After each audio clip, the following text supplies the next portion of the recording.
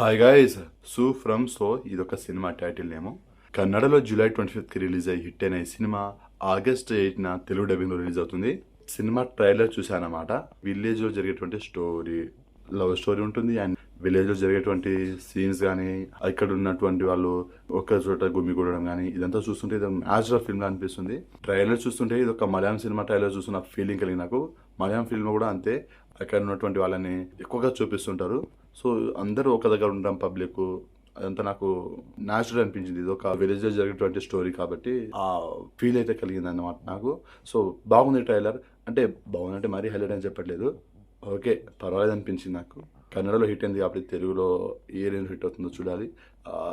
Cinema చూస్తాను, cinema చూశాక నాకు ఎలా అనిపించింది ఏంటనేది కూడా చెప్తాను రివ్యూలో. సో ప్రజెంట్ ట్రైలర్ నాకు పర్వాలేదు అనిపించింది.